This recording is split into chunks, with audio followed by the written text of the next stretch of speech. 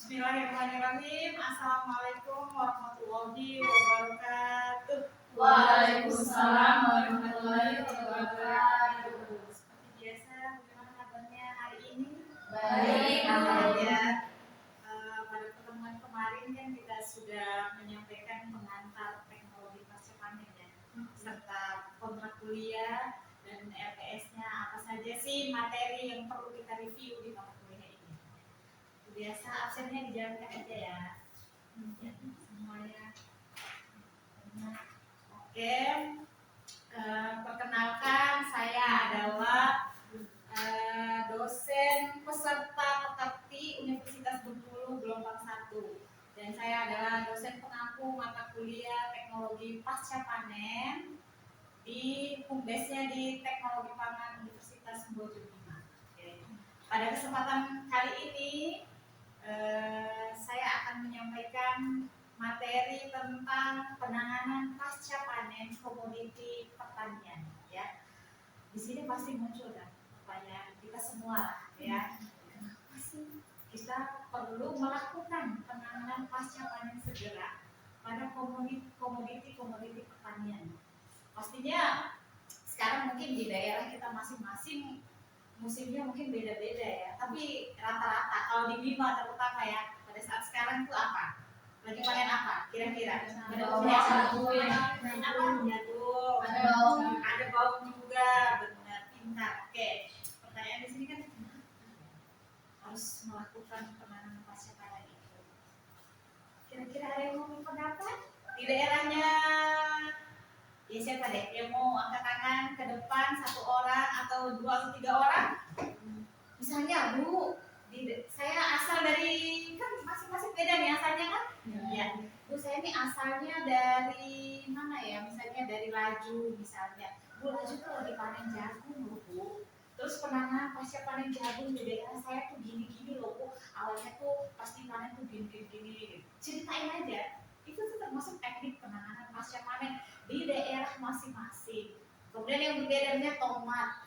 Bu, di daerah saya tomat tuh cepat busuk. Aku penanganan pasca panennya salah ya Bu, atau kurang tepat ya Bu.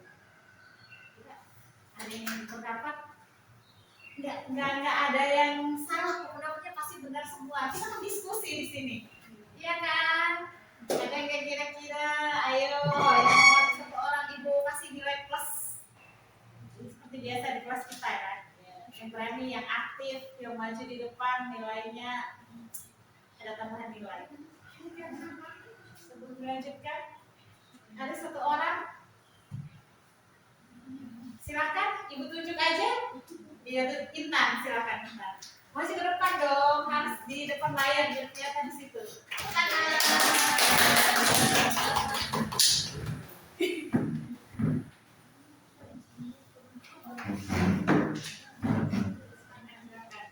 Oke, halo Intan. Oke, kira-kira di Intan asalnya dari mana? Dari Bera Bu. Oh, dari Bera. Kalau di Bera pada saat bulan-bulan ini, bulan Mei ya, bulan Mei ini kira-kira lagi panen apa ya di Bera? Kacang dan jagung. Kacang dan jagung, iya. Kira-kira penanganan pasca panen jagung di daerahnya Intan pada umumnya itu seperti apa ya? Gimana? Intan nggak panen jagung, kacang. Kacang, boleh dong. Apapun itu komoditas pertanian kan? Oke. Kalau kacang di daerahnya Intan gimana? Pada saat Lihat teman-temannya. Iya. Oke, pada saat pasca panen awalnya setelah dicabut itu ini Bu, jadi biarin kering dulu sama batangnya selama 1 atau 2 hari. Oke. Biar nanti Ibu biar nggak berat juga untuk bawahnya. Untuk ngumpulin biar nanti untuk menghilangkan kadar air juga. Iya, menghilangkan kadar air. Oke. Terus setelah itu dibersihkan juga nggak? Tanah-tanahnya yang nempel-nempel. Ya dibersihkan. Iya. Tapi kadang kalau hujan nggak perlu dibersihkan karena udah. Ya berarti secara bungkus itu ya. Oke, terima kasih Intan. Ada lagi kan satu orang komoditas yang berbeda di daerahnya. Komoditas yang berbeda, misalnya selain kacang tanah apa ya? Apa kira-kira di daerah mana ya?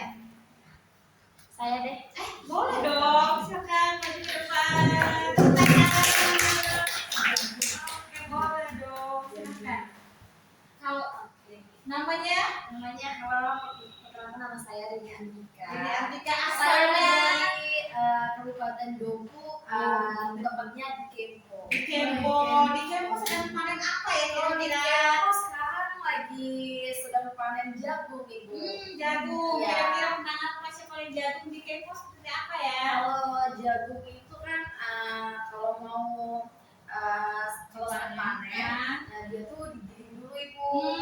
Nah habis digiling itu langsung dijemur. Dijemur. Nah, Oke. jadi dia itu harus mendapatkan kadar K15. Ya, kering yang konstan gitu ya. Kalau Oke, sebelum oke. K15 itu belum bisa ditimbang. Bisa, akan tetapi dia itu akan mendapatkan kerugian. Maksudnya itu harganya itu tidak sesuai dengan keinginan kita. Iya, tidak stabil. Kalau jagung itu keringnya mendapatkan K15, nah itu akan misalnya harga jagungnya itu 5.200. Nah, kalau K-nya 15, nah bisa kita itu mendapatkan harga segitu. Kalau di bawah itu seperti K16, K17 itu bisa dikurang harganya, kayak 5.000 itu bisa ke 4.000. Jadi kan kita mendapatkan kerugian. Terjadi penurunan harga. Oke. Tetapi warga Kempo itu selalu kerjanya giat supaya mereka itu bisa mendapatkan K15 gitu. Supaya mereka itu tidak mendapatkan kerugian. Mungkin seperti itu.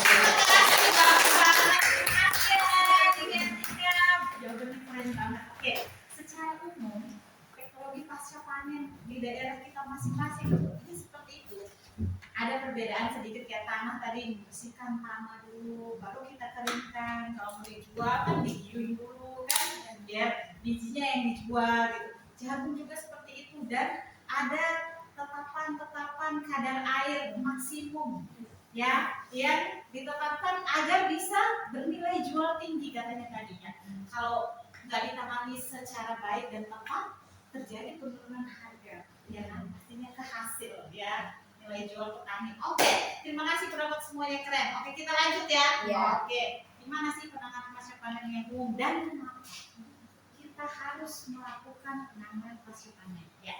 Kalau kita lihat di slide ya, tuh katanya di sini ada pendapat dari Santoso dan Edra 2022, katanya pangan hasil pertanian merupakan benda hidup ya, merupakan benda hidup yang terus melakukan aktivitas metabolisme di dalam tubuhnya ya, kayak ahli fisiologi pasca panen terkemuka kayak tuh dari University of California Davis tuh menekankan katanya dalam publikasinya, pasti kalau kita seorang akademisi, seorang mahasiswa, seorang peneliti ya kita tekankan di publikasi ya. Mungkin nanti yang mau skripsian tuh publikasinya pasti arahnya kemana, nah ditekankan di publikasinya bahwa produk hortikultura segar, kata ini buah dan sayur adalah jaminan hidup yang tetap bernapas. Tanaman itu tetap hidup meskipun sudah dipanen. Katanya tadi terus bermetabolisme, terus bertranspirasi, terus melakukan respirasi. Dalam biologi kan kita sudah singgung soal itu ya, biologi dasar. Terus bermetabolisme, aktivitasnya itu terus meskipun sudah dipanen. Makanya dia tuh memiliki sifatnya nih, mudah rusak, sehingga harus melakukan penanganan pasca panen segera pada komoditas-komoditas terutama nih sayur dan buah. Iya kan, cepat rusak kan, mudah busuk juga kan.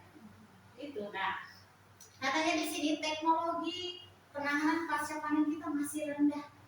Ya, masih rendah. Mungkin kurang pengetahuan kita dalam menangani itu, kayak tadi tuh. Walaupun langsung lompat ya, katanya tadi kacang tanah langsung dikeringkan.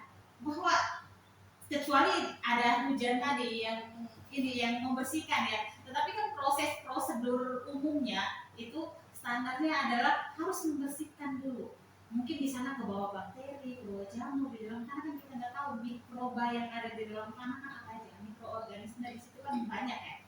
Jadi harus dibersihkan dulu tanahnya, baru kita keringkan, ya kan, kering anginkan dan lain-lain. Nah, kalau teknologi pasca panen kita rendah, katanya di sini akan terjadi kerusakan pada bahan pangan. Nah, Makanya di sini ada susu kuantitas. Susu kuantitas itu seperti apa sih? Kayak tadi penurunan berat pada buah atau sayur, beratnya yang berkurang, itu pengertian dari susu kuantitas ini. Beratnya, kemudian ukurannya menjadi kecil. Iya nggak sih? Pernah nggak sih lihat cabai yang kurus-kurus, tomat yang kurus-kurus, ya? Itu namanya susu kuantitas, ya. Oke. Kalau kita lihat susu kualitas seperti apa? Kalau susu kualitas itu berkaitan dengan mutunya. Mutunya itu maksudnya gizinya. Iya lah, kalau tanaman kurang gizi, ya pasti kehilangan berat kan, penurunan berat kan, penurunan kadar air dan sebagainya, gizinya nggak seimbang gitu. Kalau kita bilang mungkin kekurangan gizi, iya kan, kekurangan gizi itu maksudnya susu kualitas. Nah, sehingga perlu dilakukan penanganan pasca panen tadi segera pada komoditas pertanian kita. Oke, kita lanjut ya. Sampai sini nggak ada pertanyaan kan? Oke, kita lanjut, sudah paham sampai sini. Siap. Kemudian faktor apa sih yang menyebabkan susu kualitas dan susu kuantitas tersebut? Pertama tuh ada poinnya, ada sifat komoditi pangan yang tidak tahan simpan. Tidak tahan simpan dia. Makanya kalau misalnya nggak ditangani dengan baik kan simpannya nggak bisa bertahan lama. Maksudnya, oke.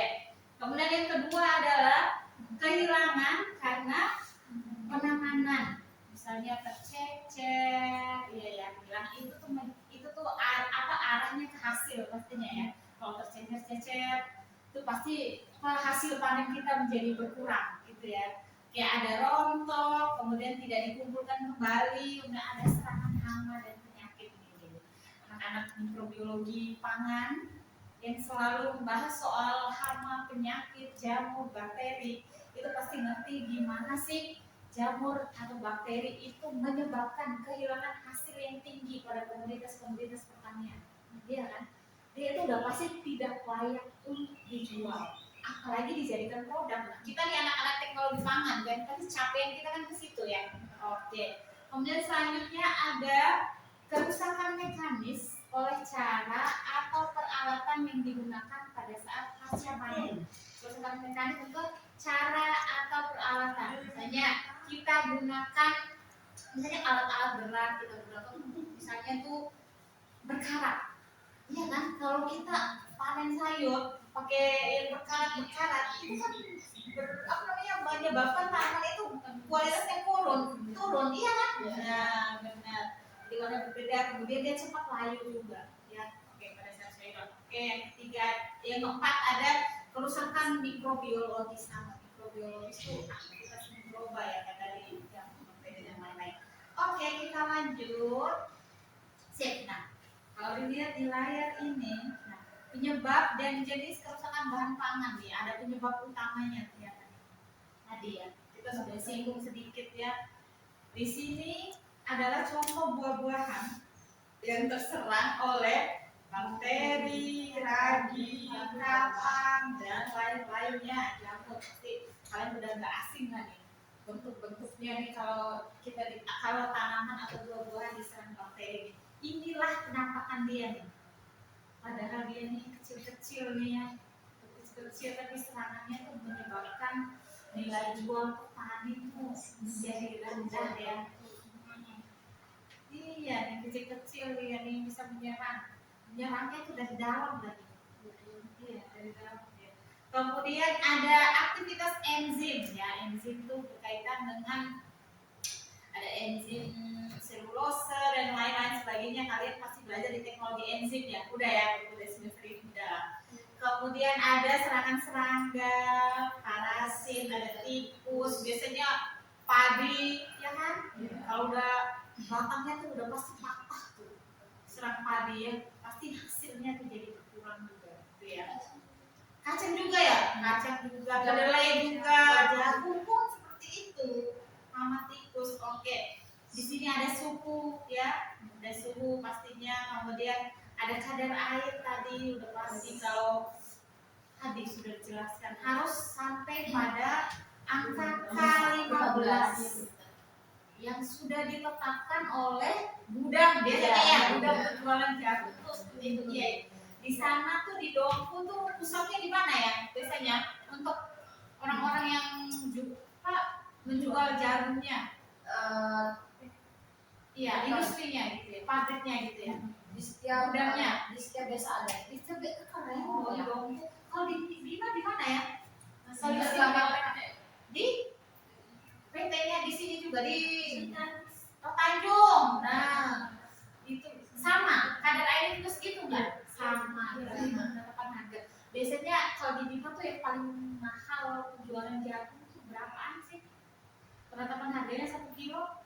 Kemarin udah sampai 5.000. Itu tuh sudah termasuk yang Iya. paling tinggi Iya. ya. Kalau rendah banget, Kalau sekarang sudah Paling rendah. 49, 48. oh udah turun. Karena tahu mungkin ini panen yang sedang tinggi tingginya Iya. nih. Iya. Ini panen raya banget, jadi turun pasti.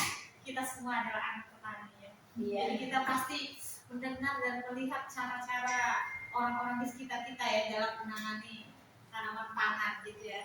Oke, kemudian ada oksigen, kemudian cahaya matahari. Ternyata kalau cahaya mataharinya terlalu tinggi, terlalu panas banget, itu bisa menyebabkan ya kerusakan pada bahan pangan katanya. Misalnya kalau pada sayuran ya kan kita ada bahan pangan segar, misalnya selada, itu katanya kalau mataharinya terlalu berlebih, itu daunnya tuh jadi kemerahan kan? Iya, merah dan kuning coklat gitu ya, dan cepat layu. Benar. Kemudian ada jangka waktunya gitu ya, jangka waktunya. Misalnya kita membawa kemana dalam waktu kapan, sebentar atau lama itu dia memiliki jangka waktu itu ya. Oke, kita lanjut. Selanjutnya jenis kerusakan pada bahan pangan. Jenis kerusakannya apa aja? Tadi sudah disinggung di depan. Kalau kita lihat nih di layar ini nih, serang nih. Ini tidak layak jual semua nih. Bukan kalau udah diserang oleh hama, penyakit dan lain-lainnya. Nah, di sana ada katanya kerusakan fisiologi. Ada yang pernah apa itu kerusakan fisiologi? Tadi di awal sudah disinggung. Apa?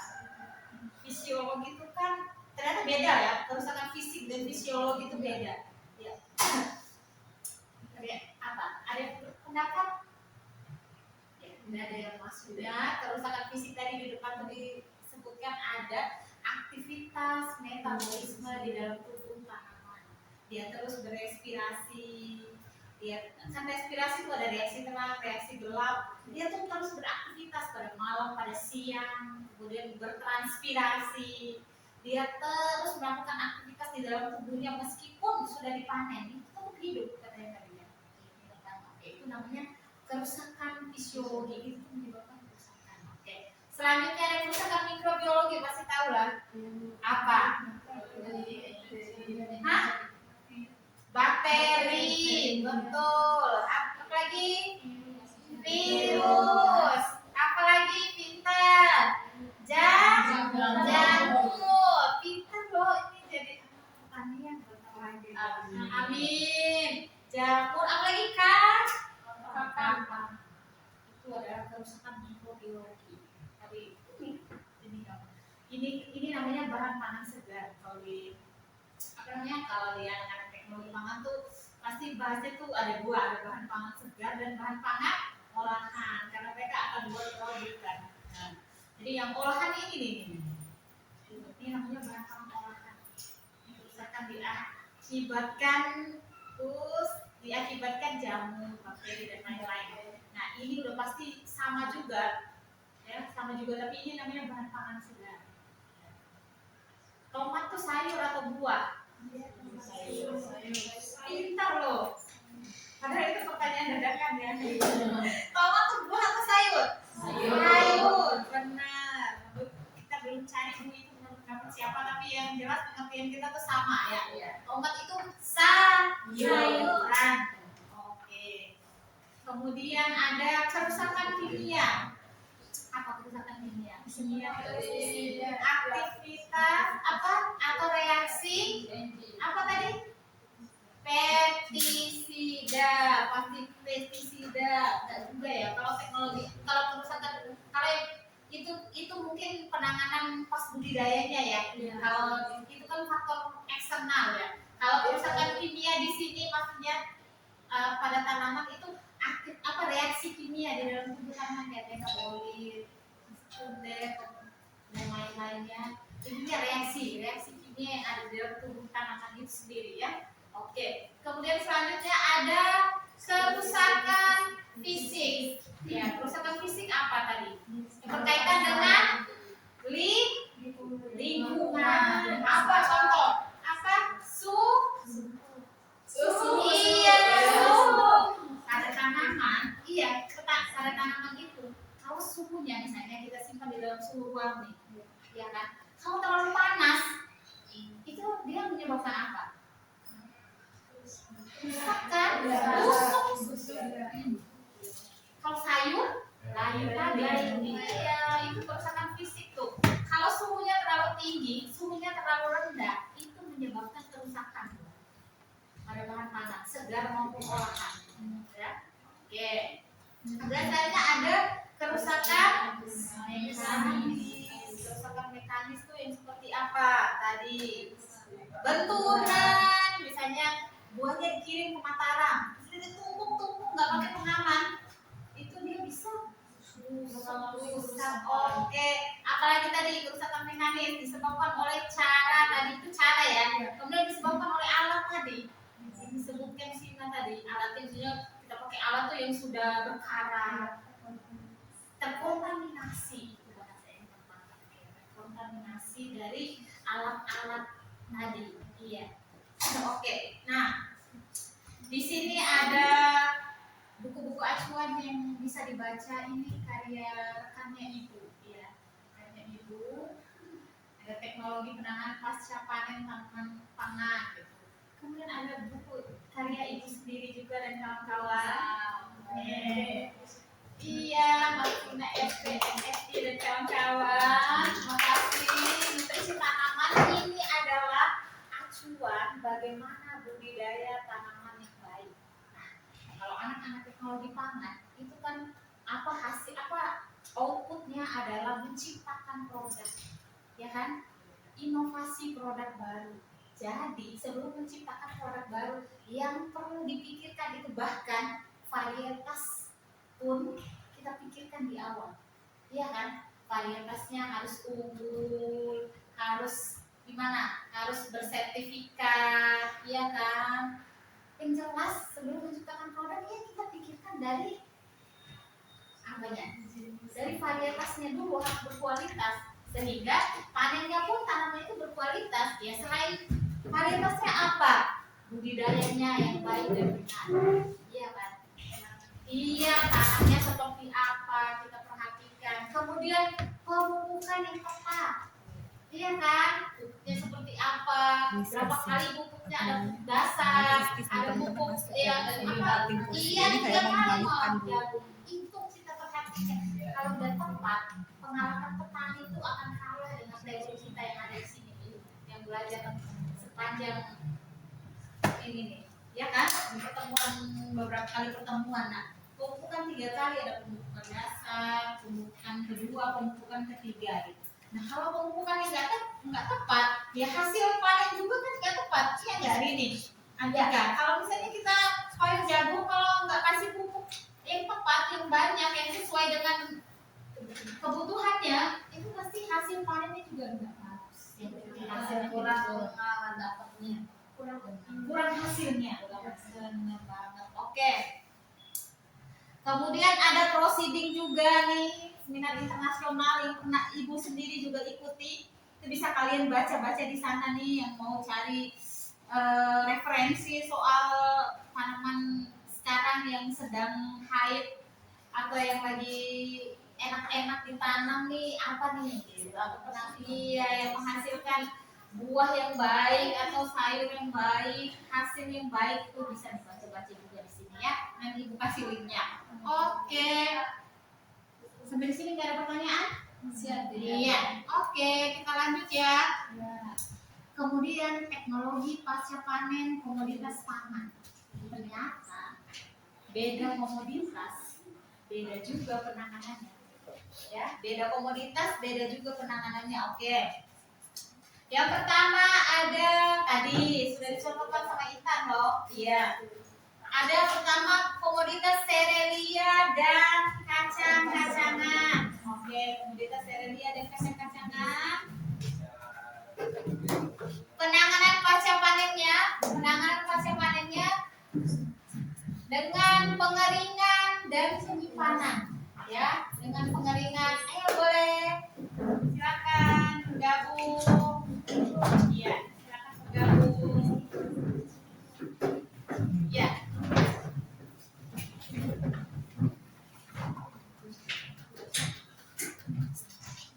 Lanjut ya. Iya.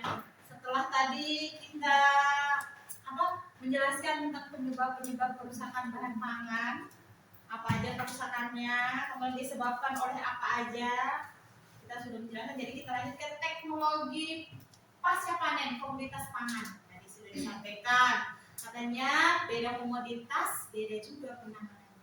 Ya, oke.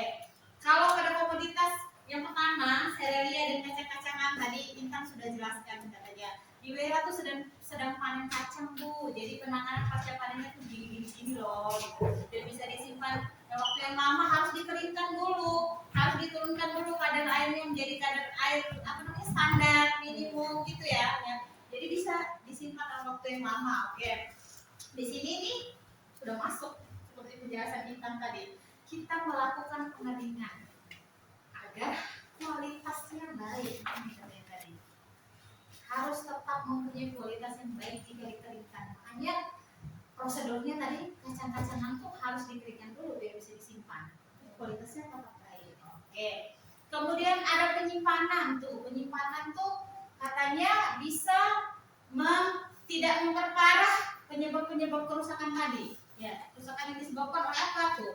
Oleh kapang, insekta, dan lain-lainnya, dan disebabkan tadi aktivitas metabolisme dalam tubuh tanaman tadi, kayak respirasi, transpirasi, dan sebagainya. Nah, perlu memperhatikan tadi yang baju ke depan ada yang menjelaskan soal jagung. Jagung itu selalu berkaitan dengan kadar air ini.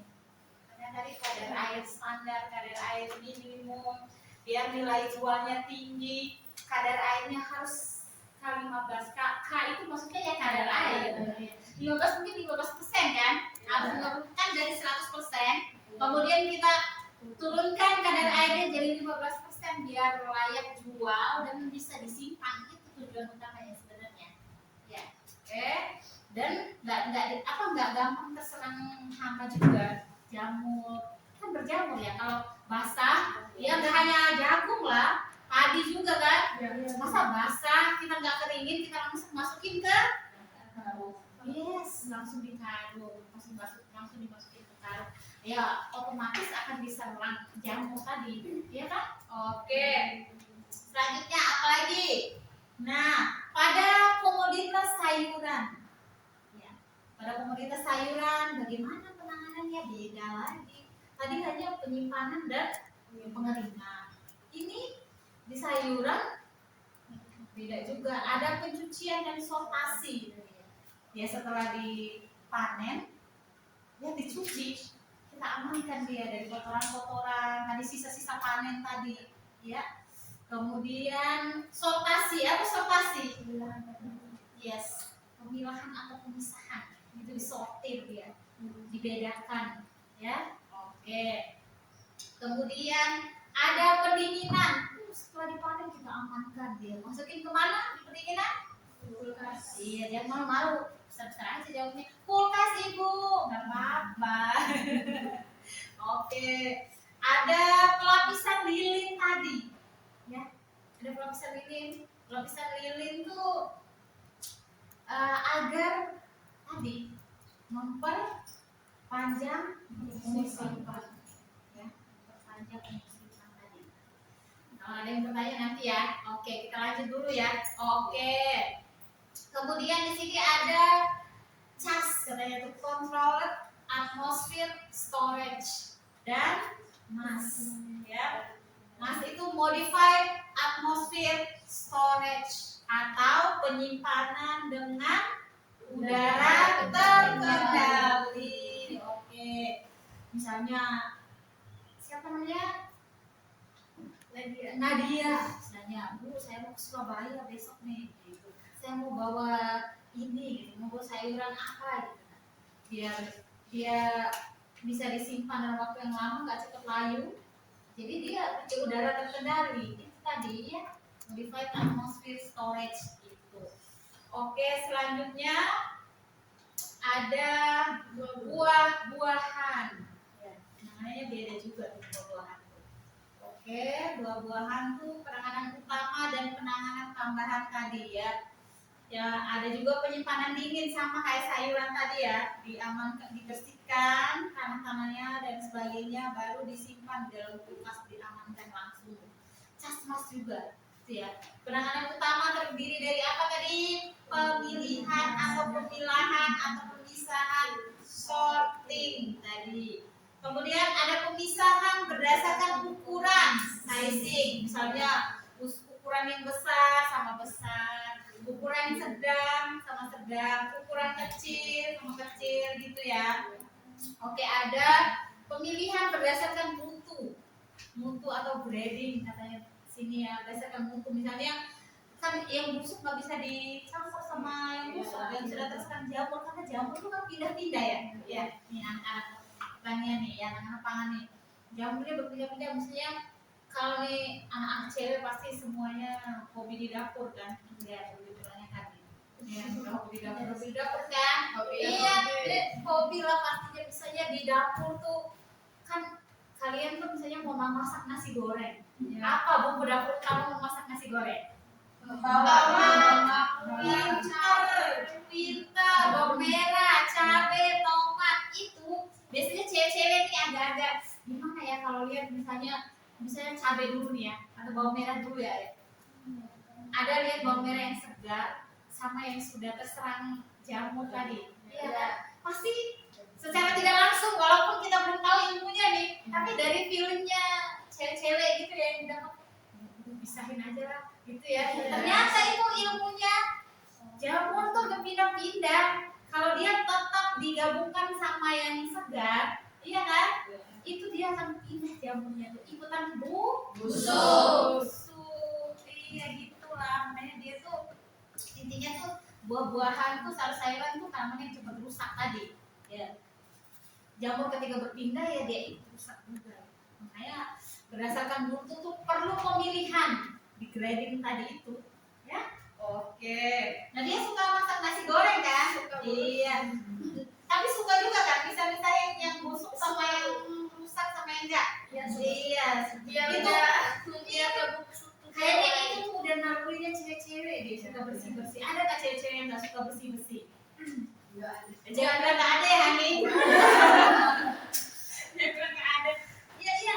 Naluri kita tuh ya lihat yang cantik-cantik, gitu kan, yang bersih-bersih, yang rapi-rapi. Kabar juga pastinya kan, nggak dapur doang kan? Iya. Terima kasih.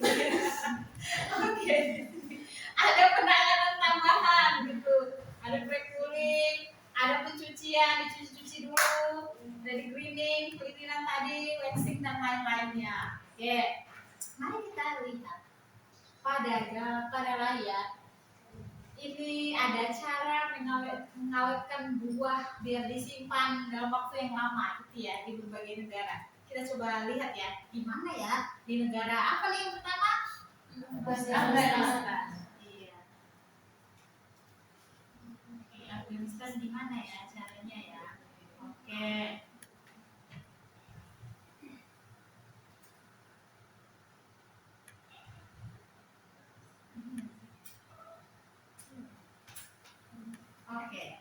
Mengenal Kangina, penyimpanan anggur khas Afghanistan.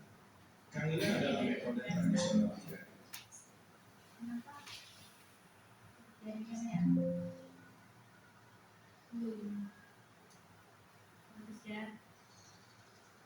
Nggak pernah ya kita nih seumur-umur nih nyimpannya kayak gini ya. Ternyata ada di negara Afghanistan nih. Namanya Kangina. Nggak pernah kan kita sampai gitu kan, Kangina tuh nggak pernah kita singgung soal itu kan. Iya. Kangina tuh gimana, penyimpanan Kangina tuh maksudnya gimana? Kami terkenal jaringan. Oke, nggak apa-apa sambil relax ya. Ya, silakan.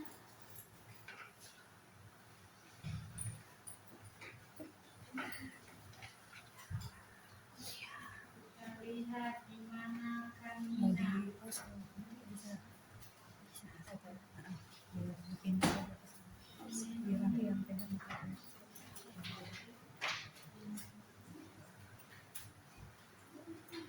Mengenal Oke, Kangina, silakan. penyimpanan anggur khas Afghanistan. Kangina adalah metode tradisional Afghanistan untuk menyimpan buah, khususnya anggur, agar tetap segar selama berbulan-bulan setelah masa panen. Teknik ini telah digunakan selama berabad-abad, terutama di wilayah pedesaan, di mana mereka mengandalkan cara ini untuk menikmati anggur segar sepanjang musim dingin. Kangina terdiri dari dua bagian mangkuk, dibuat dari campuran lumpur, tanah liat, dan jerami. Bagian-bagian ini kemudian dikeringkan di bawah sinar matahari hingga meras. Setelah kering, satu mangkuk diisi dengan sekitar 1 hingga 2 kg anggur yang matang dan tidak rusak, biasanya dari varietas anggur berkulit tebal seperti Taifi atau Kishmishi. Mangkuk kedua ditempatkan di atas mangkuk pertama sebagai penutup, kemudian disegel dengan lapisan lumpur tambahan. Lapisan lumpur yang kaya tanah liat berfungsi sebagai penghalang yang membatasi aliran udara, kelembaban, dan mikroba. Metode ini mampu menjaga kesegaran anggur hingga 6 bulan. Mengenal Kangina, penyimpanan anggur khas Afghanistan. Bisa bertahan selama berapa bulan? Di daerah-daerah kita, mungkin karena kita bukan penghasil anggur ya, kita kan hanya tanaman-tanaman lokal biasa ya. Jadi ternyata di luar negeri seperti ini nih, terutama contohnya tadi di Afghanistan, katanya istilahnya adalah Kangina, itu ya metode tradisional, masih tradisional gunain tanah liat di kita mah banyak. Iya kan? Mungkin kita bisa praktekkan ya di daerah kita masing-masing, di tempat kita masing-masing. Ya jangan anggur lah. Misalnya apa? Bawang merah tadi. Misalnya ya, nanti kita coba ya. Sepulang ini kita coba. Bisa nggak? Terus nggak usah dibuka selama 6 bulan. Bisa pakai anggur yang dari Terus ibu kamu kita presentasinya kalau kayak gitu. Begini cara Cina mengawetkan pisang untuk diekspor ke negara lain. Cairan itu membuat pisangnya awet dengan kondisinya yang selalu. Begini cara Cina mengawetkan pisang untuk diekspor ke negara lain. Cairan itu membuat pisangnya awet dengan kondisinya yang selalu. Untuk konsumsi dan pasar mereka. Jadi cairan yang digunakan untuk konsumsi dan pasar mereka. Jadi cairan yang digunakan untuk konsumsi dan pasar mereka. Jadi cairan yang digunakan untuk konsumsi dan pasar mereka. Jadi cairan yang digunakan untuk konsumsi dan pasar mereka. Jadi cairan yang digunakan menjadi pisang dari serangan jamur dan memperpanjang masa simpannya. Secara internasional, cairan proporas diakui memiliki tingkat toksik yang rendah dan telah terdaftar serta diizinkan untuk digunakan dalam pengawetan pisang. Jadi pantas, di negara mereka buah-buahan tidak mengenal musim dan selalu ada di setiap waktunya. Pisang dari serangan jamur dan memperpanjang masa simpannya. Secara internasional, cairan proporas diakui memiliki tingkat toksik yang rendah dan telah terdaftar serta diizinkan untuk digunakan dalam pengawetan pisang. Jadi pantas, di negara mereka buah-buahan tidak mengenal musim dan selalu ada di setiap waktunya. Kalau kita boleh bahasa lokal juga, ya. Karena kita asli dari Bima gitu ya. Pasti kalian di dalam benaknya udah terlintas kalau di Bima tuh pisang tuh kayak apa? Apa biasanya biar dia bisa disimpan dalam waktu yang lama? Itu kalau mempercepat, itu mempercepat. Iya, untuk mempercepat kematangan, tingkat kematangan itu. Belum ya. Ini belum. Berarti kita harus ini nih, berkaca pada Cina nih. Iya, biasanya tuh yang sering kita lihat kan ya orang mempercepat kematangan aja kan. Iya, panen itu pastinya sebelum itu matang kan untuk dibawa perjalanan jauh ya. Itu jawabannya. Iya kan? Iya pasti tingkat kematangannya tuh kita kurangi sebelum dia matang utuh. Itu harus dipanen dulu, misalnya mau keluar daerah. Ya kan, teknologi kita masih secara umum lah ya. Oke, kalau di Cina ini udah pakai ini.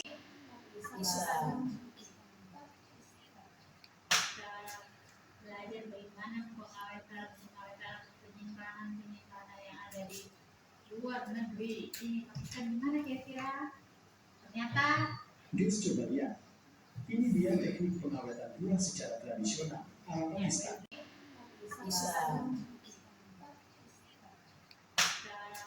belajar bagaimana pengawetan penyimpanan yang ada di luar negeri. Ini Pakistan gimana kira-kira? Ternyata Guys, coba lihat. Ini dia teknik pengawetan buah secara tradisional ala Pakistan. Buah bisa awet dan tahan lama hingga berbulan-bulan. Cara ini udah ada sejak ratusan tahun yang lalu. Kalau mau dimakan ya harus kumpul dulu. Masih ada yang entah siapa yang pertama kali buat gituan. Buah bisa awet dan tahan lama hingga berbulan-bulan. Cara ini udah ada sejak ratusan tahun yang lalu. Kalau mau dimakan ya harus kumpul dulu. Masih ada yang entah siapa yang pertama kali buat gituan. Buah bisa awet dan tahan lama hingga berbulan-bulan. Cara ini udah ada sejak ratusan tahun yang lalu. Kalau mau dimakan ya harus kumpul dulu. Masih ada yang entah siapa yang pertama kali buat gituan. Buah bisa awet dan tahan lama hingga berbulan-bulan. Cara ini udah ada sejak ratusan tahun yang lalu. Kalau mau dimakan ya harus kumpul dulu.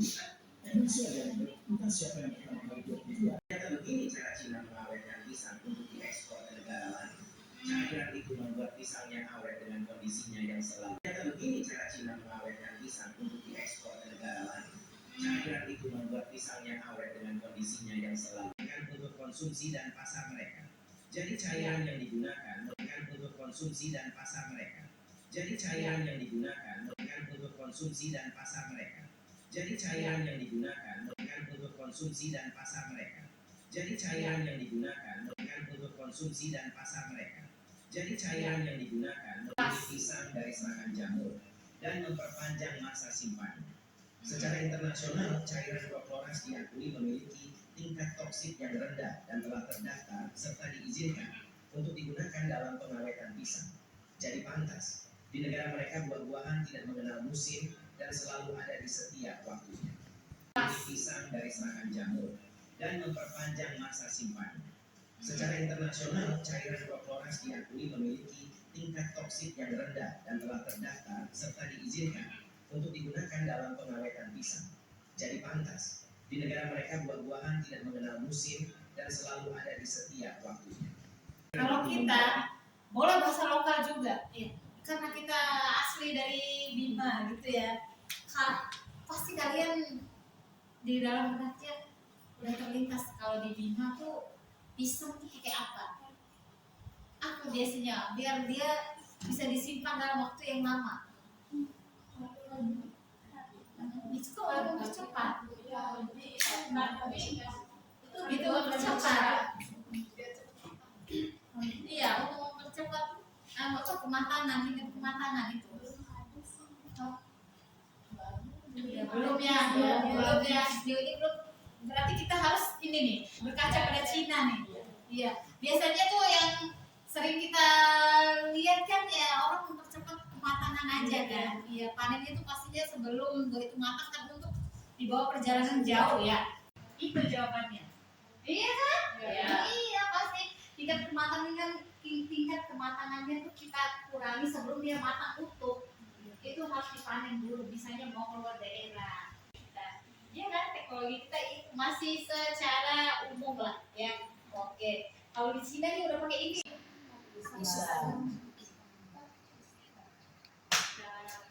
Belajar bagaimana pengawetan penyimpanan yang ada di luar negeri. Ini Pakistan gimana kira-kira? Ternyata Guys, coba lihat. Ini dia teknik pengawetan buah secara tradisional ala Pakistan.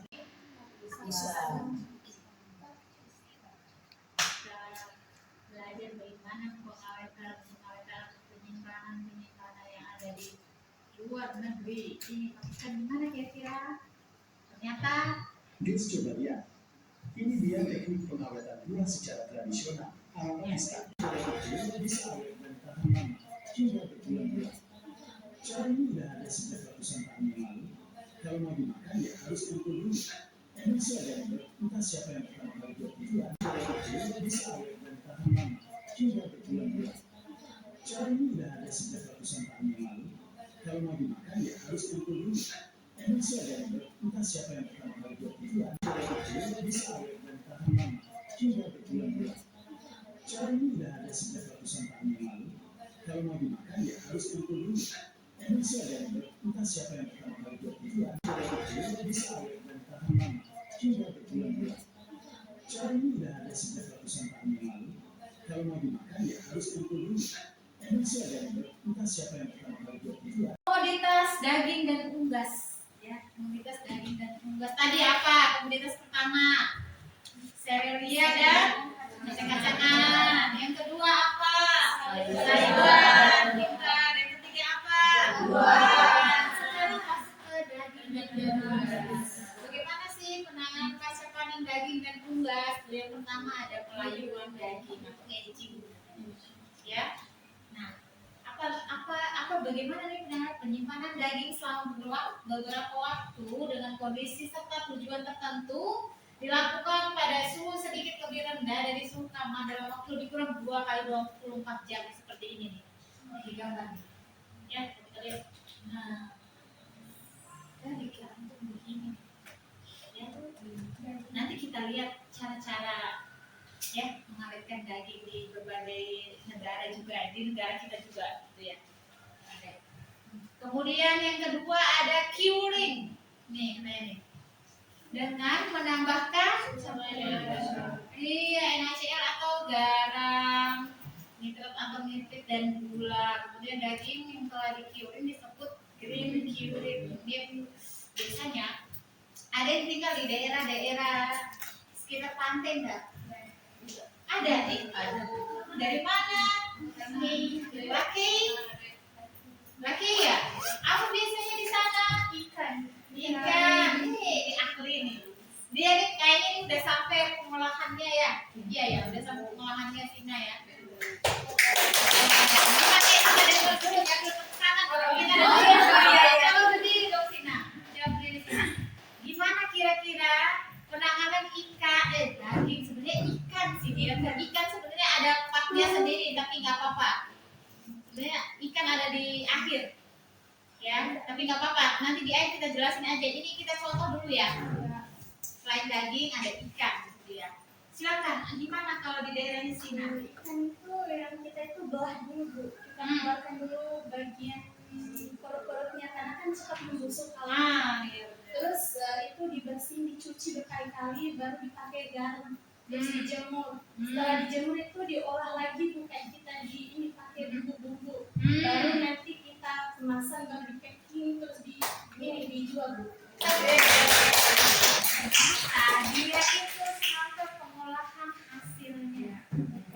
Ya ternyata ikan gaya dikeringkan itu ternyata bisa diolah juga jadi produk gitu. Produknya Sina.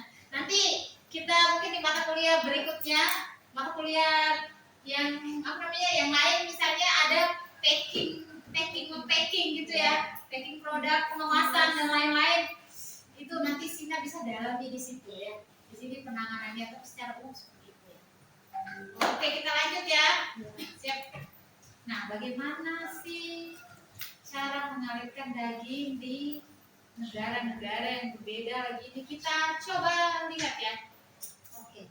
Mana sih di mana? Di Cina lagi. Oke. Rahasia orang Cina Rahasia. mengeluarkan daging dan tidak rusak selama berbulan-bulan. Sebenarnya ini merupakan tradisi orang Cina yang sudah turun-temurun sejak zaman dulu. Mereka menggantung daging-daging di atas tungku terbuka, lalu diasapi pelan-pelan. Tidak cuma kayu biasa, mereka menggunakan kayu pilihan seperti pohon teh atau pohon buah lainnya sehingga aromanya meresap ke dalam daging. Proses ini bisa makan waktu berjam-jam, bahkan sampai berhari-hari. Asap memberikan daging, membunuh bakteri, sehingga mengawetkan daging dan memberikan rasa-rasa. Jadi lapar. Jadi lapar ya. Ternyata kayak gitu ya. Kalau di daerah kita kayak Sina tadi sih, secara umum karena mungkin kita daerah-daerah sekitar pantai penghasil ikan. Kemudian ada apa lagi di daerahnya Imama? Di mana asalnya Imama tadi? Dari Doroko. Apa? Langgudu. Ya, Langgudu banyak ikannya juga kan? Apa biasanya di sana? Iya, Rumput laut. Iya, di mana rumput laut? Hani dikeringkan juga ya seperti biasa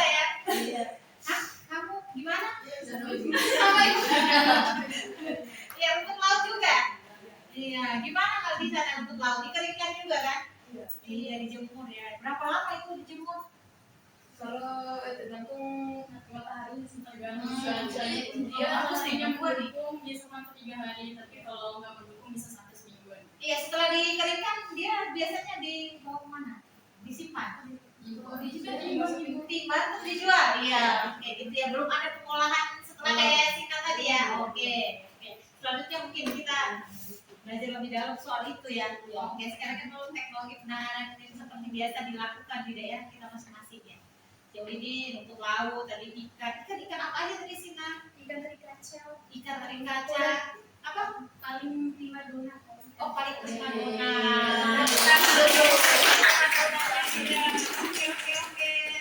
Ya, daging ya lain kita ya. Walaupun ada. Oke, kemudian di mana nih? Azerbaijan. Ya. Oke. Di mana di Azerbaijan? Ya. Mana tuh? Kali ini kita menuju ke Azerbaijan, di mana terdapat salah satu teknik pengawetan daging. Konon teknik ini telah ada sejak zaman perang, digunakan untuk mengawetkan daging di masa-masa sulit seperti perang dan musim dingin ekstrim. Setelah daging segera didapatkan, segera dilakukan pengolahan. Ini penting untuk meminimalisir kontaminasi mikroba. Daging harus dipotong dan kemudian dicuci dan dibersihkan. Nah, ini yang penting juga, toples disterilkan. Iya. Tunggu adek. Oke, gimana cara ini nggak bisa jalan kah? Coba kita lihat. Dia kita ulang ya. Kali ini kita menuju ke Azerbaijan, di mana terdapat salah satu Iya, iya. pengawetan daging. Melek ya. Ini telah ada sejak zaman perang, Nah. digunakan untuk mengawetkan daging di masa-masa sulit seperti perang dan musim dingin ekstrim. Oke. Setelah daging segera didapatkan, segera dilakukan pengolahan. Ini penting untuk meminimalisir kontaminasi mikroba. Daging Langsung satu. Iya ya. Luar biasa loh. Juga toples disterilkan dengan uap panas untuk menghilangkan bakteri atau mikrobia. Daun salam dan lada dimasukkan ke dalam toples. Iya. Dan daging juga ditaburi garam. Kombinasi bahan ini menjadi pengawet alami. Tadi yang nasi tadi. Kemudian direbus selama 6 jam. 6 jam. Ini bisa bertahan berbulan-bulan. Berbulan-bulan. Azerbaijan. Sebentar lagi kita akan Kurban. jadi masker untuk ini. Ya. Mau coba kan? Boleh. Biasanya kita kalau lagi kurban, kalau Hah? Iya benar. Ya. Kita secara umum tuh kayak gitu, kalau kita kenyang daging pada saat kurban biasanya kita dendeng atau kita keringkan biasa. Setelah kita mau makan udah kita goreng. Kok jadi? Dimasukkan ke dalam toples. Ada. Daging juga ditaburi garam. Iya. Kombinasi bahan ini menjadi pengawet alami untuk daging. Sama nih buku dendeng juga kayaknya cara kayak gini ya. Ada ketumbarnya ya? Iya. Kali ini Tapi ini pakai toples dia, kita kan biasa disimpan gitu aja ya. Ini jadi harus dikering. Iya, karena kita kan belajar teknologi pasca panen, kita kan apa tujuannya kan untuk disimpan dalam waktu yang lama itu, berarti harus dikeringkan gitu kan. Oke. Ini kalau di kita ini mungkin ya. Coba kita lihat yang ini.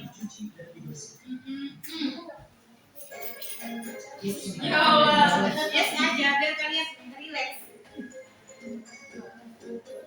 Nih kalau daging sama ya. Lumuri dari diasam. Biar airnya tuh bisa tiris kan? Iya, airnya bisa ini kadar airnya tuh jadi rendah, benar. Tahan 3 sampai 6 bulan. Berarti ini adalah daging kurban nanti ya. Iya. Boleh diasap tuh. Ya Allah, harus banget ya. Oke. Itu yang daging ya. Ya. Sudah paham lah. Secara umum kita standarnya segitu aja ya. Oke, kita lanjut. Selanjutnya ada telur. Anak-anak kos. Ada anak kos di sini? Ada. Ibu juga anak kos. Sekarang juga ngekos di rumah. Iya. Oke, telur juga pasti kan di kosnya ada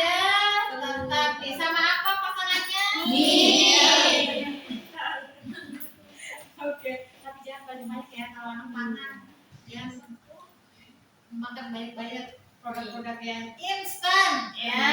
Oke. Anak makan ya anak kesehatan juga loh ya kan. Nah, oke, kemudian gimana telur? Cara teknologi penanganan kalsium anemia dibersihkan atau dicuci dari apa? Dari kotoran. Iya, kan telur. Oke, itu dibersihkan atau dicuci. Kemudian lakukan pendinginan juga, bisa diamankan juga tadi ya. Kemudian ada pelapisan kulit telur dengan minyak ya. Jadi syarat minyaknya itu tidak bau, tidak berasa, dan lain-lainnya. Contoh minyaknya tuh parafin, pentana, dan minyak biji kapas. Kemudian ada penanganan telur utuh lainnya. Lakukan pemanasan tuh, ya. Bukan untuk memasak ya ini ya. Oke, biar bisa disimpan aja gitu. Kemudian ada susu juga dengan pasteurisasi. Kalau kita lihat di layar, ya, nih, ini pasteurisasi susu di industri susu ya. Yang banyak menghasilkan susu di sini di daerah mana? Iya, sudah lihat. Di mana? Subawa, iya ya. Ini dipasteurisasi katanya tuh, nah dipanaskan pada suhu 65 derajat Celcius selama 30 menit. Kalau di atas itu tuh menimbulkan atau merusak, nggak bisa. Ternyata standarnya ini sudah ditetapkan segini, nggak bisa kalau di atas ini. Katanya ini merusak lapisan tipis di sekitar butiran lemak susu itu. Oke. Ini namanya holding method ya. Kemudian yang selanjutnya ada high temperature soft time, guys. Dipanaskan ini selama sedikit aja. Kalau kita pakai suhu yang tingginya segini, selama dengan waktu yang singkat, ya 15 sampai 16 detik. Bayangkan, ternyata ada nih industrinya tuh, ada alatnya nih, alat canggihnya tuh yang selama 15 sampai 16 detik tuh bisa. Kalau ini 65 derajat Celcius sampai 30 menit suhunya segitu ya. Oke, selanjutnya tadi walaupun sudah dikasih contoh sama Sina ya, ternyata ada juga komoditas terakhir tuh, ikan dan hasil perikanan lainnya. Oke, dengan apa? Dengan pendinginan dan pembekuan ya. Kalau pendinginan biasa dimasukin ke kulkas atau simpan dalam air juga tuh, bisa disimpan ya. Enggak, kalau kita ibu-ibu rumah tangga, kita ibu rumah tangga bu, maksudnya anak kos deh. Kalau kita anak-anak kos kan biasanya habis beli ikan ya, pastinya disteril lah, ya kan? Disteril lah, masukin ke kulkas atau memasukin ke pendinginan dalam air, dalam metode pendinginan supra dan lain-lain. Oke, ada pembekuan di sini nih. Pembekuan tuh ada beberapa, ada sharp freezing nih, pembekuan lambat tapi tidak dianjurkan. Ya. Kemudian pembekuan cepat, iyalah. Kalau bekunya kita simpan berbulan-bulan nggak juga ya, pasti kurang gizinya tentunya ya. Atau menyebabkan keracunan bisa jadi ya. Ya, kita teliti lebih lanjut nih. Kontak bed freezing, pembekuan cepat yang dianjurkan. Ada immersion freezing, pembekuan cepat tuh dipakai tuh. Kapal penangkapan, sekali lagi yang daerah-daerah di pinggir pantai, pastinya imamah tuh nggak asing soal-soal itu ya. Imamah ya, kalau misalnya mau apa istilahnya, kalau orang Bima apa, kalau menangkap ikan di tengah laut apa istilahnya? Baga ya, baga ya.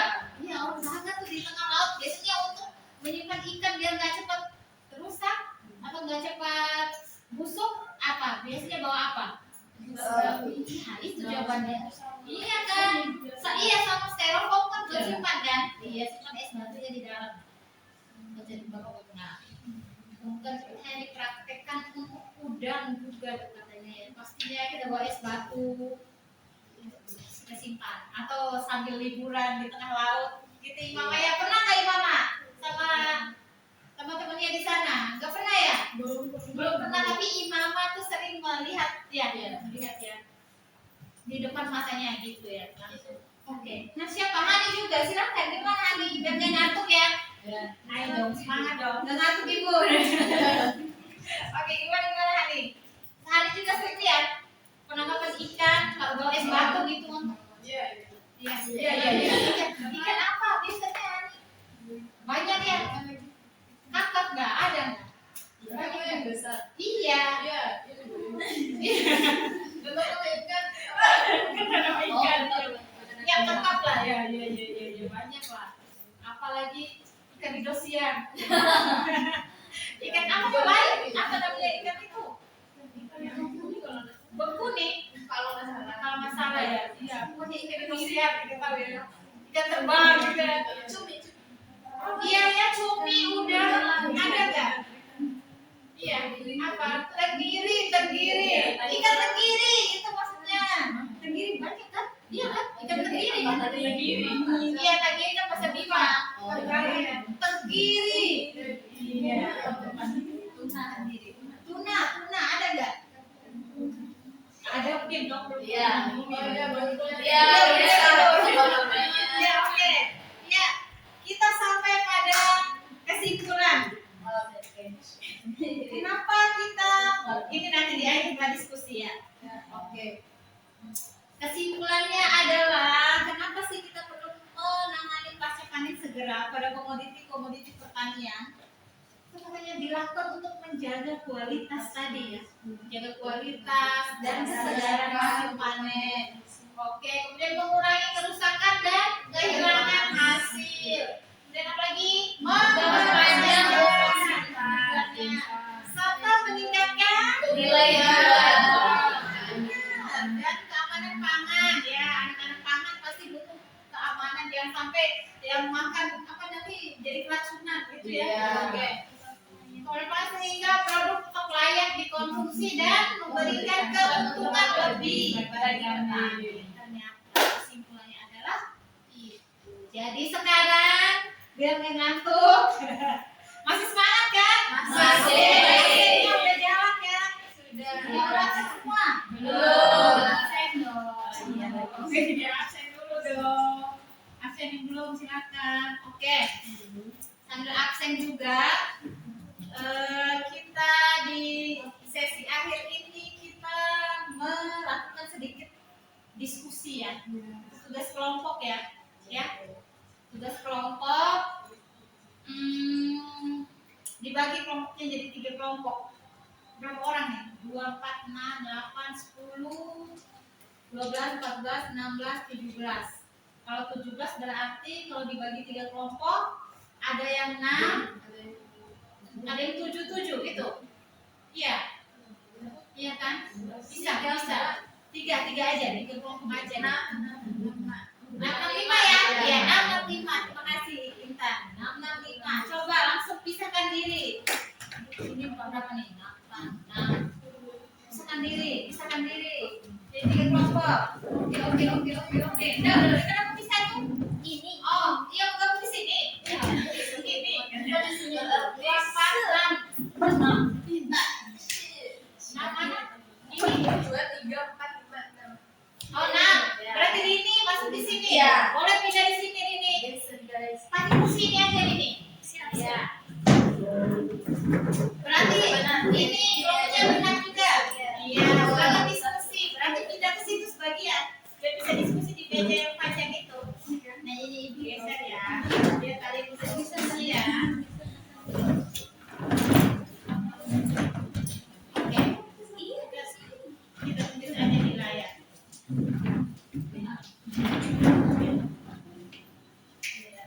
Oke.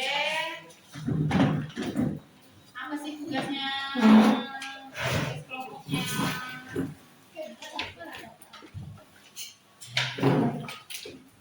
Kelompok 1 yang mana nih?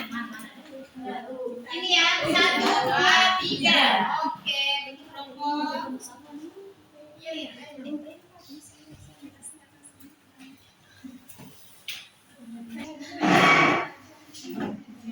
Oke. Soalnya ada kelompok 1 diskusikan tentang bagaimana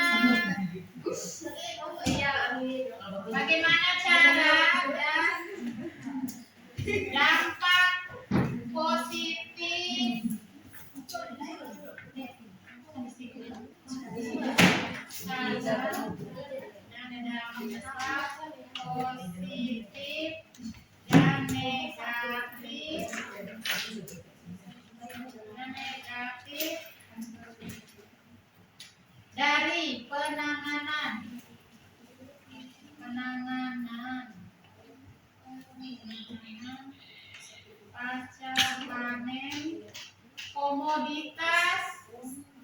komoditas serelia dan kacang-kacangan. Itu kelompok 1.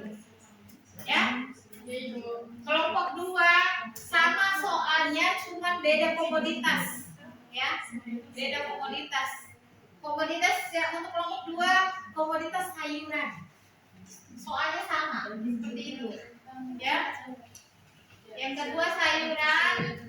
Kelompok 3 buah-buahan. Ya. Kemudian kelompok 3 buah-buahan.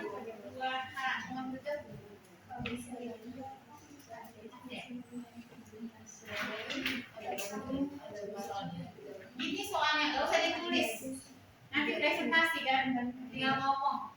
Kita gitu. Diskusikan tentang bagaimana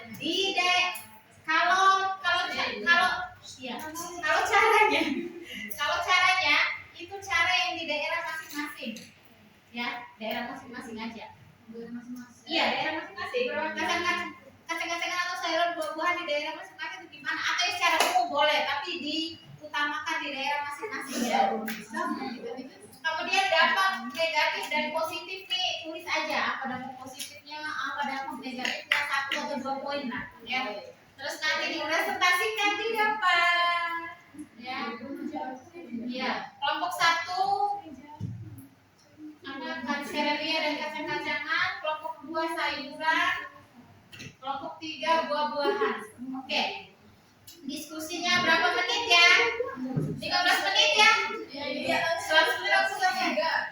Kelompok 1 itu kelompok 2 soalnya sama. Cuma komoditasnya yang berbeda, ya. Ya. Nih, harus ada pertanyaan dong 1. Sini ya. Semangat nih. Oke, Po. Gimana? Bawa bisa dong. Apa buah-buahan lokal bisa?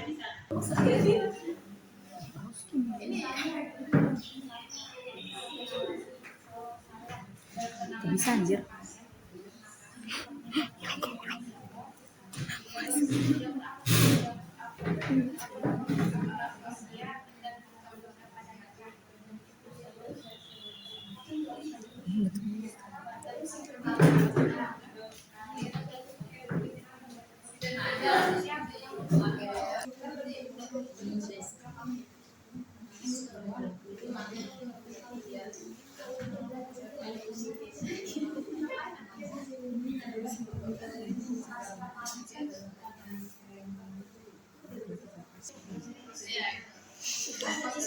Bisa pakai suara kan?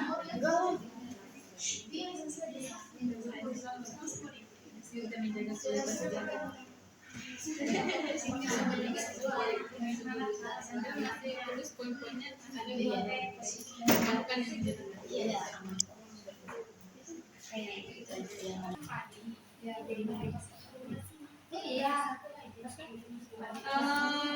Iya ya, itu jadi pertanyaannya. Nah, tapi kita fokus poinnya.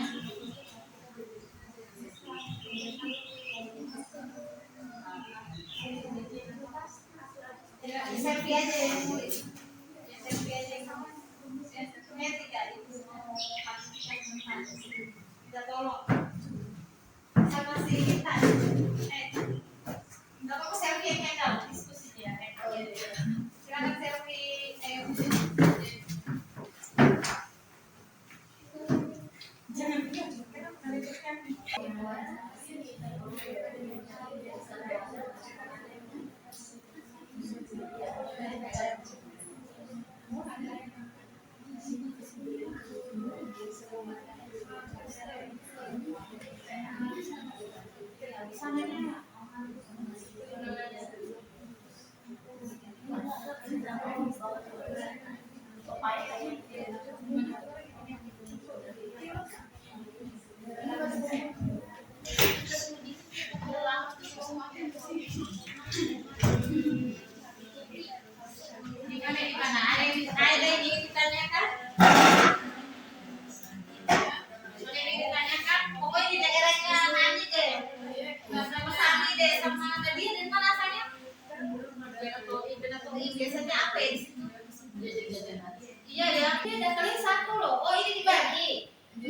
Oh, di bawah tulisannya. Oke.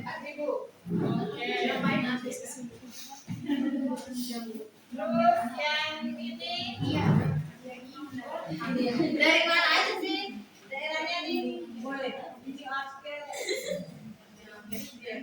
Semangat. Sepanjang. Minta ya. Iya. Sadar diri ya, sadar diri.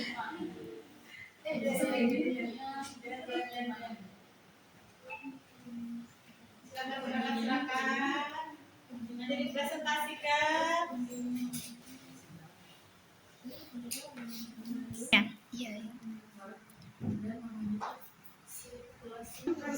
Dan mungkin suntik dari situ ya. Dua. Banyak banget yang tanda 4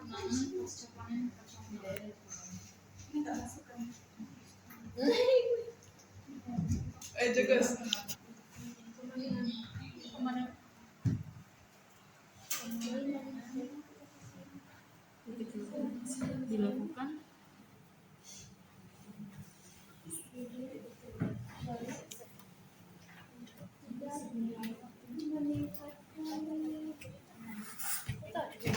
Coba bisa dulu.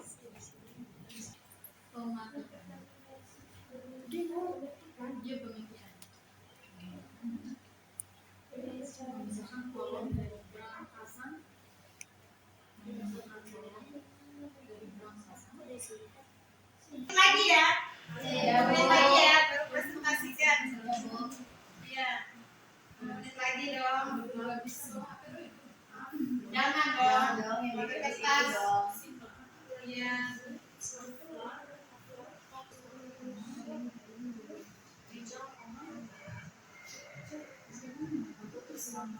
Ya. Semangat, semangat, semangat. Setelah itu presentasi. Presentasinya berapa ya? Berapa menit ya? 7 menit deh. 5 menit presentasi, 2 menit diskusi. Iya. Pertanyaannya cuma satu aja deh. Ya, satu kelompok satu. Maksudnya nanti kelompok ini yang bertanya kelompok ini, kelompok ini, kalau bertanya kelompok ini. Intinya satu kelompok itu satu pertanyaan kalau maju. Ya, nanti kita maju semua. Enggak. Semua aja nih. Semua berdiri di sini. Silakan berjejer. Iya. Semuanya harus baca. Semuanya juga harus jawab.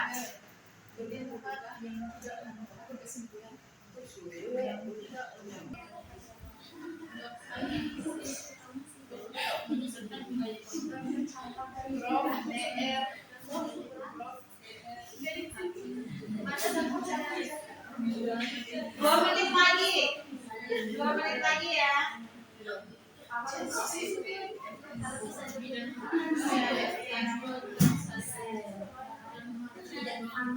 Kita tadi semua kami di depan nih.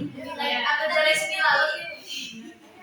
Begini kalau pertanyaannya biar ada jawabannya. Oke, semuanya udah selesai diskusinya? Sudah. Sekarang waktunya presentasi hasil diskusi tadi. Oke, kelompok pertama yang akan presentasi adalah langsung aja dari nomor urut ya. Kelompok 1, silakan langsung di tempat ya, berdiri kelompok 1, tepuk tangan kelompok 1. Oke. Baik, assalamualaikum warahmatullahi wabarakatuh. Waalaikumsalam.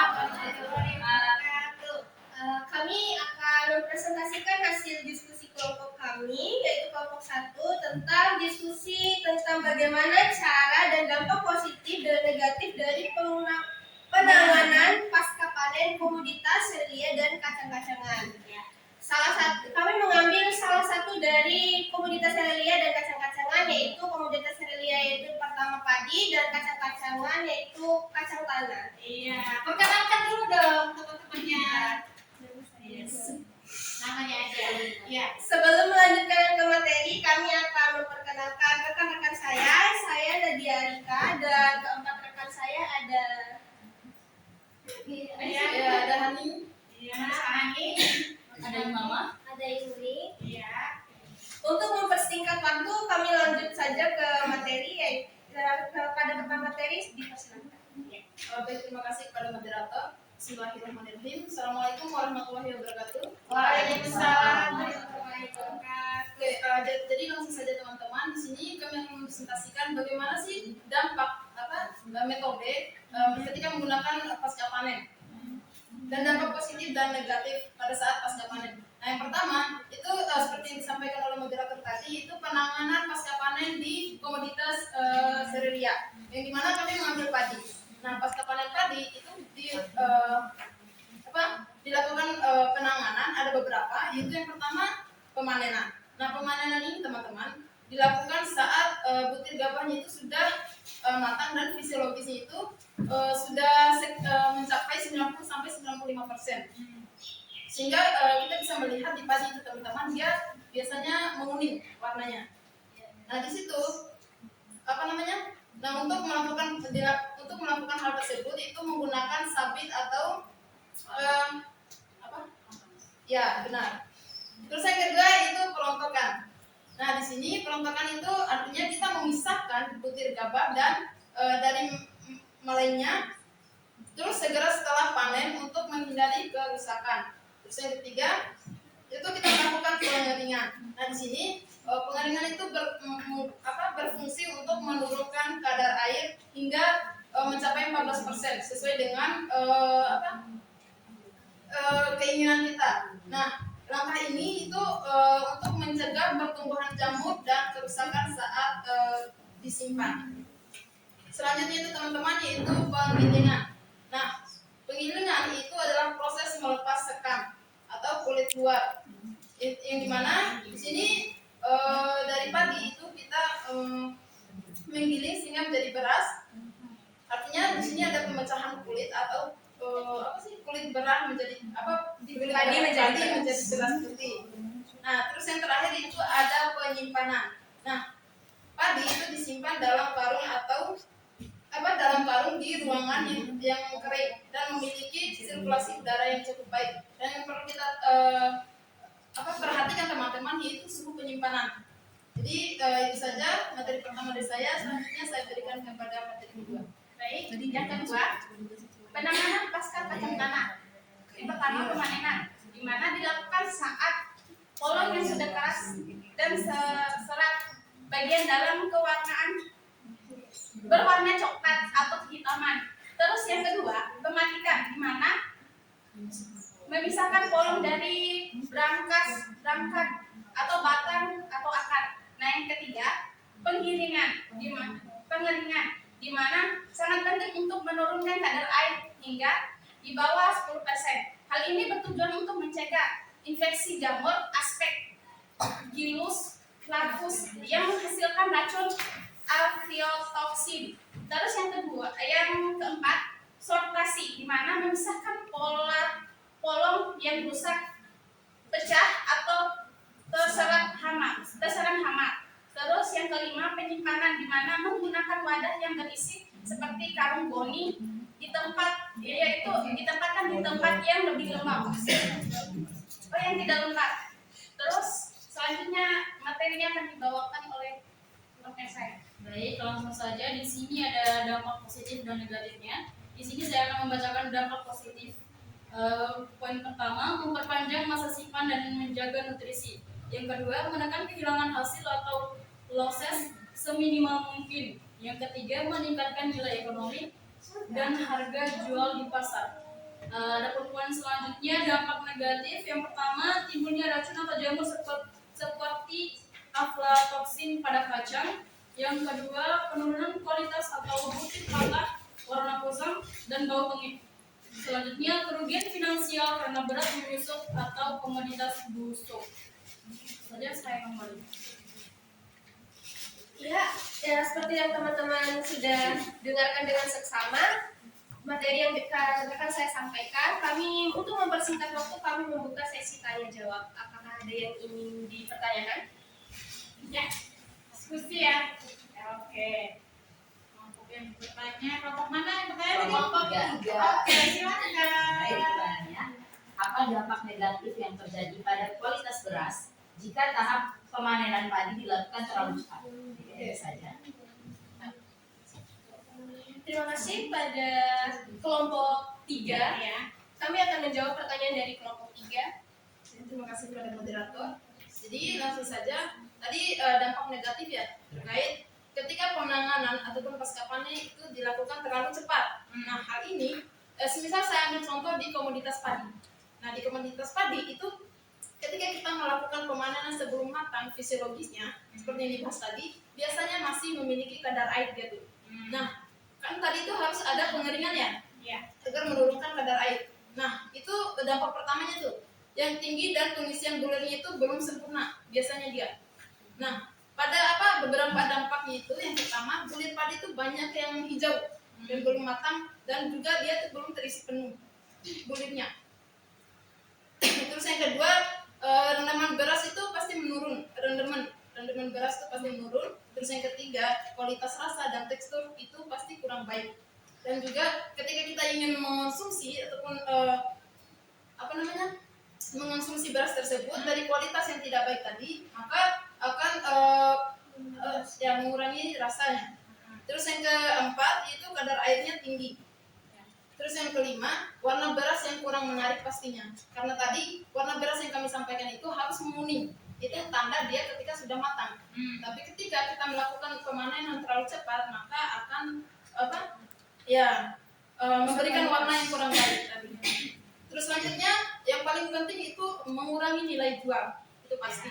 Karena ketika kita anggaplah kita petani lah, kita kan semua petani pasti ingin mendapatkan hasil yang baik, apalagi setelah kita melakukan pemanenan sampai dengan pengemasan tadi, itu pasti kita ingin melakukan penjualan lah. Nah, nilai jual. Ya, nilai jual. Nah, orang-orang petani ataupun orang-orang yang berbisnis itu pasti ingin mendapatkan hasil yang baik dan juga nilai dan mutunya itu yang diinginkan oleh konsumen pastinya. Jadi itu jawaban dari kami. Ya. Gimana kelompok 3?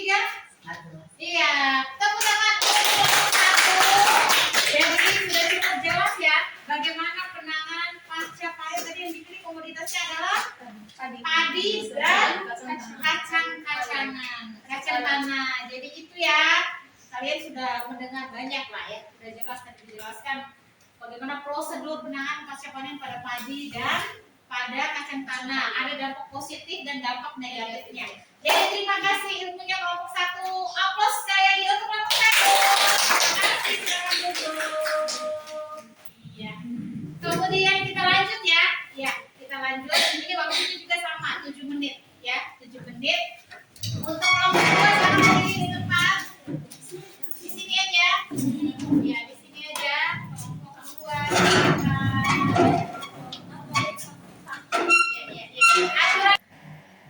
Assalamualaikum warahmatullahi wabarakatuh. Waalaikumsalam warahmatullahi wabarakatuh.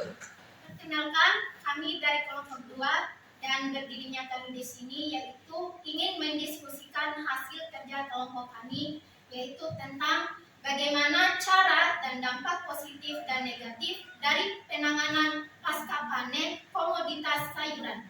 Di sini komoditas sayuran yang kami ambil ada 2, yaitu cabai dan tomat. Sebelum masuk ke materi, kami ingin memperkenalkan diri dulu, yaitu dimulai dengan saya sendiri. Perkenalkan, nama saya Fitra Maulidan sebagai moderator. Dan perkenalkan, nama saya Nuristiana sebagai pemateri pertama. perkenalkan, nama saya Nurnovian Tika sebagai pemateri kedua. Perkenalkan, nama saya Lesmiati sebagai pemateri ketiga. Perkenalkan, nama saya Yusina sebagai penjawab pertanyaan. Dan perkenalkan, nama saya Rubianti sebagai pemateri keempat. Baik, langsung saja kita masuk ke materi yang akan dibawakan oleh pemateri pertama. Jadi materi kami yaitu bagaimana cara dan dampak positif dan negatif dari penanganan pasca panen komoditas sayuran. Di sini sayuran yang kami ambil yaitu cabai dan tomat. Jadi cara untuk penanganan pasca panen yaitu yang pertama pemanenan. Cabai dipanen saat tingkat kematangan sesuai tujuan pemasaran dan tomat pun seperti itu. Yang kedua yaitu sortasi. Memisahkan cabai dan tomat yang sehat dari yang rusak, busuk atau terserang hama. Yang ketiga yaitu pembersihan. Cabai dan tomat dibersihkan dari kotoran, debu atau sisa daun. Yang keempat, pengeringan. Setelah dibersihkan, cabai diangin-anginkan agar permukaan kering, sedangkan tomat disimpan di suhu dingin. Selanjutnya saya akan kembalikan ke moderator. Langsung saja ke materi kedua. Yang kelima, pengemasan. Gunakan kemasan berlubang seperti keranjang, plastik atau jaring agar sirkulasi udara baik. Yang keenam, penyimpanan. Simpan pada tempat sejuk dengan suhu 7-10 Celcius dan kelembaban yang cukup. Yang ketujuh, transportasi. Gunakan kendaraan yang bersih dan memiliki ventilasi yang baik. Baik, dampak positif. 1. Menjaga kualitas cabai. Yang kedua, mengurangi kerusakan dan kehilangan hasil. Yang ketiga, meningkatkan harga jual. Yang keempat, memperpanjang daya simpan. Yang kelima, memudahkan pemasaran. Yang keenam, meningkatkan pendapatan petani. Yang ketujuh, meningkatkan nilai tambah produk. Saya kemudian. Lanjut ke materi selanjutnya. Baik, saya akan membacakan dampak negatif. Yang pertama, membutuhkan biaya tambahan, pengemasan pembiayaan, penyimpanan dingin, dan transportasi memerlukan biaya. Yang kedua, membutuhkan tenaga dan waktu lebih banyak. Proses sortasi, pembersihan, dan pengemasan memerlukan tenaga kerja tambahan. Yang ketiga, risiko kerusakan jika penanganan salah. Penyimpanan terlalu lembab dapat menyebabkan jamur dan kebusukan. Nah, yang keempat, ketergantungan pada fasilitas. Tidak semua petani memiliki alat penyimpanan atau transportasi yang memadai. Yang kelima, penggunaan bahan kimia tertentu. Pada beberapa kasus digunakan bahan pengawet yang jika berlebihan dapat berdampak buruk bagi kesehatan. Ya. Baik, saya kembalikan kepada moderator. Baik teman-teman, dengan berakhirnya penyampaian dari materi keempat tadi, maka berakhir pula sesi materi kita. Dan di sini saya akan membuka sesi tanya jawab. Bagi teman-teman yang ingin bertanya, silakan angkat tangan. Ayo, siapa yang bertanya? Oke, berdiri. Iya, berdiri. Baik, langsung saja.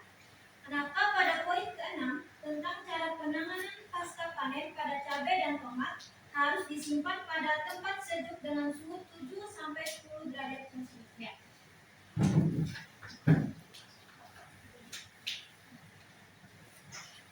Akan dijawab oleh teman saya.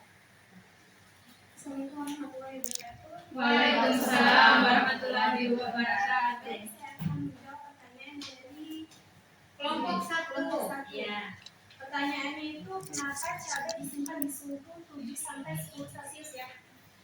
Kenapa cabai disimpan di suhu 7-8 Celcius? Karena sering digunakan suhu itu untuk pendinginan komersial, karena tujuannya untuk menekan laju metabolisme karena mencegah pembusukan serta sekaligus menghindari kerusakan akibat dari suhu terlalu dingin. Sehingga jika suhunya terlalu dingin lagi, terlalu di bawah dari 7 Celcius misalnya 6, dapat membuat cabai itu cepat keriput dan layu, dan juga begitu pun tomat. Baik, itu saja jawaban dari saya. Wassalamualaikum warahmatullahi wabarakatuh. Waalaikumsalam. Tepuk tangan untuk kelompok. Tadi sudah cukup jelas ya penjelasan dari kelompok 2. Tadi sayuran ya, pada umumnya sayuran ya, penanganan pasca panennya seperti itu. Tapi tadi kan ditambahkan dampak positif, dampak negatif, itu jadi pengetahuan bagi kita semua ya. Iya. Jadi secara umum tuh katanya sayur itu kan cepat layu, cepat busuk. Jadi penanganannya pasti diamankan langsung tuh. Bikinan tadi berapa derajat Celcius tadi? 7-10 derajat Celcius itu adalah apa namanya? Suhu komersial digunakan untuk penanganan pasca panen sayuran untuk cabai dan tomat. Oke, terima kasih kelompok 2. Tepuk tangan sekali lagi. Selanjutnya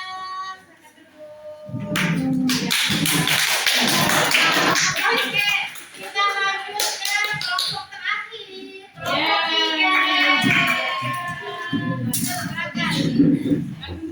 3. Oke, kita lanjut ke kelompok 3 ya. Oke, silakan kelompok 3 dimulai. Baik, bismillahirrahmanirrahim. Assalamualaikum warahmatullahi wabarakatuh. Waalaikumsalam warahmatullahi wabarakatuh. Alhamdulillah, alhamdulillah, alhamdulillah rabbil alamin. Wassalatu wassalamu ala asrofil anbiya'i wal mursalin wa ala alihi wa sahbihi ajma'in amma ba'd. Pertama-tama mari kita panjatkan puja dan puji syukur atas kehadirat Allah Subhanahu wa taala yang telah melimpahkan rahmat-Nya serta inayahnya kepada kita semua. Sehingga kita bisa berkumpul di Prodi Perdagangan Internasional.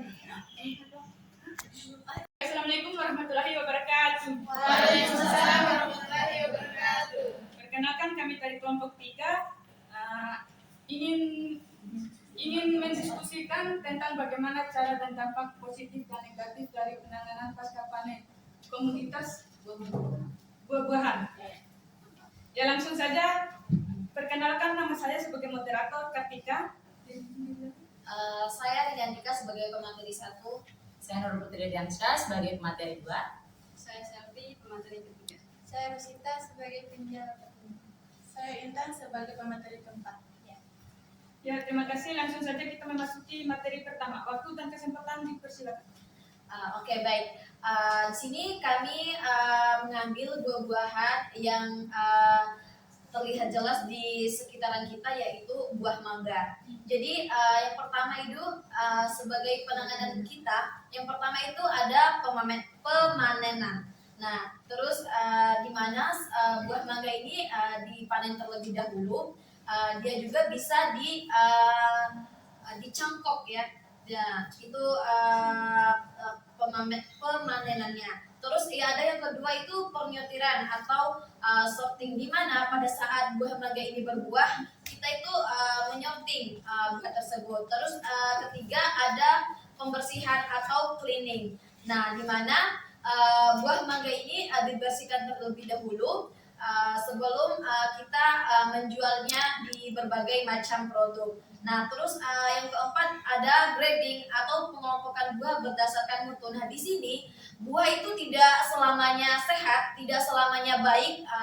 Jadi di grading ini kita mengelompokkan buah mana yang segar, buah mana yang layak untuk dijual, dan buah mana yang untuk dibuang yang sehat, yang tidak sehatnya, mungkin seperti itu. Terus selesai kita grading, terus ada pengemasan. Nah, tadi buah yang sudah kita gradingkan itu dikemas yang baiknya, terus yang tidak baiknya itu dibuang. Jadi di situ ada pengemasan. Nah, terus selanjutnya itu penyimpanan. Jadi buah ini bisa disimpan di kulkas di suhu yang aman.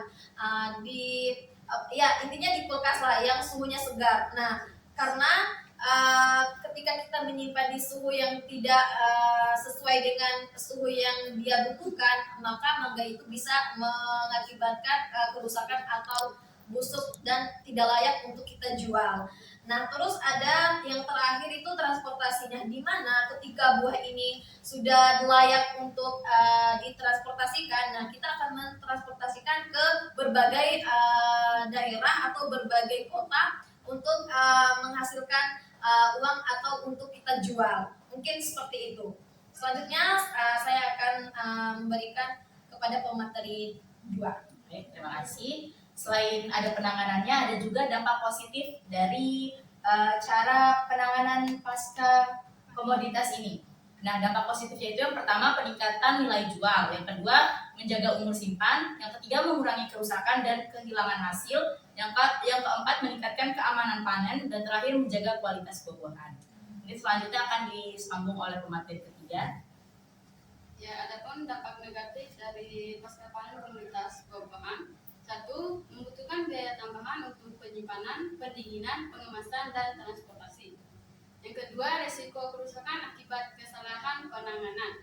Yang ketiga, penggunaan bahan kimia yang tertentu seperti pengawetan atau pelapis lilin dapat menimbulkan dampak kesehatan jika berlebihan.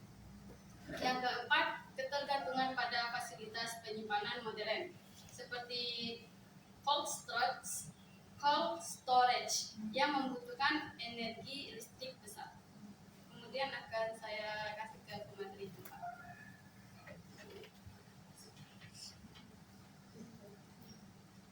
Jadi, kesimpulan, penanganan pasca panen komoditas buah-buahan merupakan proses penting yang dilakukan setelah panen untuk menjaga kualitas, kesegaran, dan keamanan buah hingga sampai ke konsumen.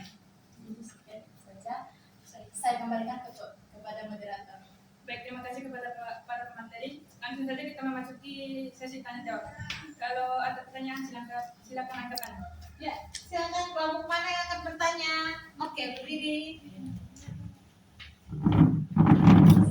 Baik, assalamualaikum warahmatullahi wabarakatuh. Waalaikumsalam warahmatullahi wabarakatuh.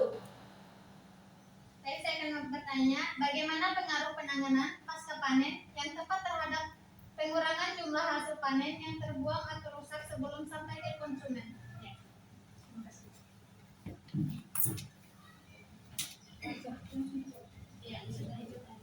Ya, terima kasih kepada Penanya. kelompok Kelompok dua. dua. Ya, Terima langsung kasih. saja kita memasuki Sesi jawab.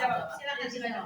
Baik, langsung saja saya akan menjawab pertanyaan dari kelompok 2 tentang penanganan pasca panen yang tepat memiliki pengaruh sangat besar dan langsung dalam menekankan jumlah buah yang terbuang atau rusak sebelum sampai ke konsumen.